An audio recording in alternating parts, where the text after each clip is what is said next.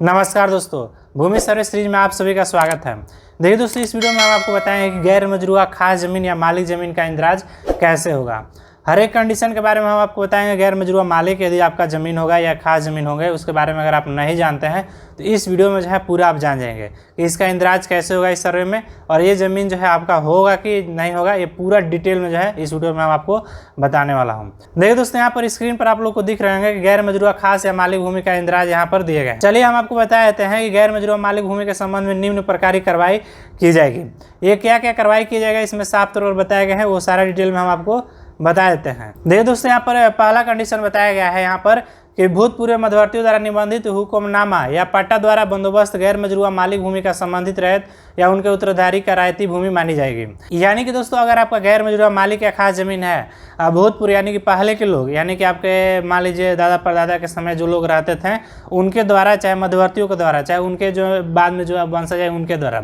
अगर हुक्मनामा के जरिए चाहे आपका पट्टा के जरिए वो ज़मीन जो है दिए गए हैं, बंदोबस्त किए गए हैं, तो उस ज़मीन को जो है अगर आप उस ज़मीन जिसका नाम से बंदोबस्त किए गए हैं, अगर उनका उत्तराधिकारी यानी कि उनका नाती पोता अगर अभी होंगे तो उनके नाम से ज़मीन कर दिया जाएगा। देखिए दोस्तों, दूसरा जो है यहाँ पर कंडीशन दिए गए हैं कि अगर भूतपूर्व मध्यवर्तियों द्वारा, यहाँ पर अगर भूतपूर्व या मध्यवर्ती में बोल रहा हूँ तो यहाँ पर ये समझिए कि मैं बहुत पहले के जो लोग रहते थे, यानी कि दादा परदादा के समय के जो लोग रहते हैं उनका मैं बात कर रहा हूँ। और इनके द्वारा अगर मान लीजिए हुक्मनामा या रिटर्न में रैयत का नाम दिया गया होगा, तो हुक्मनामा जो है 1/1/1948 के पूर्व का है। यानी कि दोस्तों ये लगभग देश आज़ाद यानी कि 47 में हुआ था, तो यहाँ पर लिखा गया 48 है। यानी कि अगर उस समय मान लीजिए अगर ये जो हुक्मनामा या रिटर्न पर अगर किसी रैयत को दिया गया होगा और उसी सरकार द्वारा लगान रसीद जमींदारी उन्मूलन के वर्ष से लगातार जो है कटते आ रहा है, तो ऐसी भूमि जो है उनके उत्तराधिकारी की रैयती भूमि मानी जाएगी।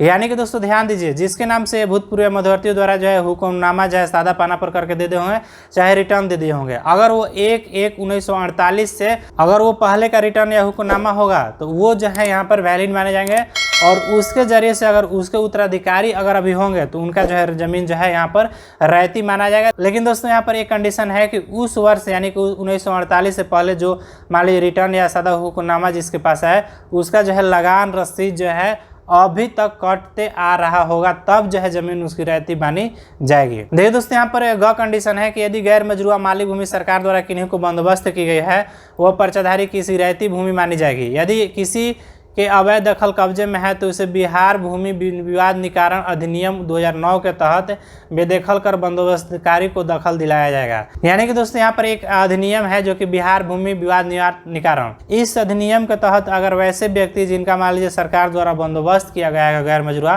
खास या मालिक जमीन, अगर उसका मान लीजिए उत्तराधिकारी वहाँ पर नहीं रह रहे होंगे और दूसरा कोई व्यक्ति रह रहा होगा, तो उसे जो है वहाँ से बेदखल करके उसका उत्तराधिकारी को फिर से दखल दिलाया जाएगा, और वो भूमि जो है जिसको सरकार बंदोबस्त की गई थी उनको फिर से जो है अलॉट कर दी गई। तो यहाँ पर दोस्तों अगर गैर मजरूआ मालिक ज़मीन अगर सरकार द्वारा बंदोबस्त किन्हीं को किया गया है, अगर वो मान लीजिए नहीं है उस ज़मीन पर और दूसरा कोई व्यक्ति है, तो वहाँ पर उनका मान्यता यहाँ पर बिल्कुल नहीं होगा, उनके नाम से खाता खेसरा कुछ भी नहीं खुलेगा, और उनको जो है बिहार भूमि विवाद निवारण अधिनियम के तहत जो है उनको वहाँ से हटा भी दिया जाएगा। यहाँ पर साफ तौर पर इस सर्वे में काम होंगे ऐसा। देखिए दोस्तों, यहाँ पर घ बताया गया है कि यदि गैर मजरूआ भूमि की जमाबंदी बिना किसी आधार पर चल रही है, यानी कि गैर मजरूआ जो भूमि है अगर उसका जमाबंदी जो है कोई उसका आधार नहीं है, ऐसे खाली चल रहा है, रसीद कट रहा है, तो बिहार दाखिल खारिज नियमावली 2012 के नियम 13 के अंतर्गत है जमाबंदी जो है रद्दीकरण करके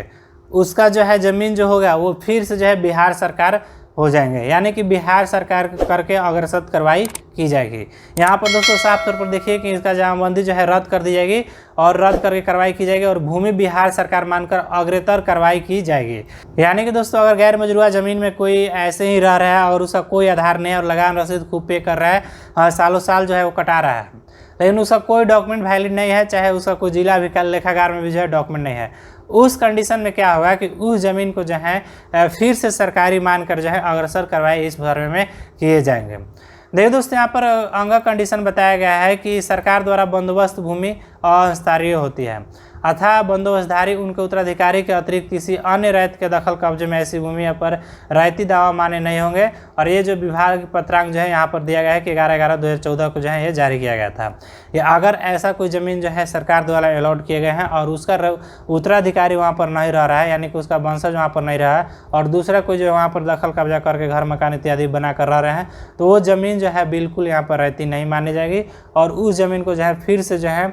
सरकारी कर दी जाएगी। देखिए दोस्तों, गैर मजरूआ ज़मीन जो होते हैं कुछ कंडीशन में, जैसे हाट मेला जो भी होता है, मान लीजिए जैसे कि पोखरा का ज़मीन हो गया, तो ये सारे ज़मीनें होते हैं गैर मजरूआ ज़मीनों के अंतर्गत आते हैं। तो चलिए दोस्तों, गैर मजरूआ ज़मीन का एक और अधिनियम के बारे में हम आपको बात कर लेते हैं, क्योंकि वो अधिनियम आप जान लीजिए कि जो है गैर मजरूआ जो ज़मीन होता है, जैसे कि हाट मेला और जो नहर पोखरा के जो ज़मीनें होते हैं, इस तरह के ज़मीनें जैसे तालाब के किनारे ज़मीनें होते हैं, तो ये सब ज़मीनें जो होते हैं अधिकतर जो है गैर मजरूआ ज़मीनें होते हैं। तो ये सब मैं बस एग्जाम्पल में दोहराऊँ ही नहीं कि जब आपका नहर के बगल में आपका रहती ज़मीन होगा तो आप ये सोचिए कि आप कहिए कि मेरा तो रहती ज़मीन है आपको, तो ऐसा बिल्कुल नहीं है। ऐसा मैं बोल रहा हूँ कि इस तरह की ज़मीनें जो है लगभग होते हैं। ये सब ज़मीनें जो हैं किस अधिनियम में जो है सरकारी माने गए हैं, चलिए हम आपको बता देते हैं ताकि आपको अच्छे से पता चल सके। देखिए दोस्तों, यहाँ पर बताया जा रहा है कि बिहार भूमि सुधार अधिनियम 1950 की धारा 4M, धारा 7A में तथा धारा 7B में यह स्पष्ट अंकित किया गया है कि यदि अगर हाट बाजार मेला जलघर सैरात वन भूमि माइंस मिनरल्स है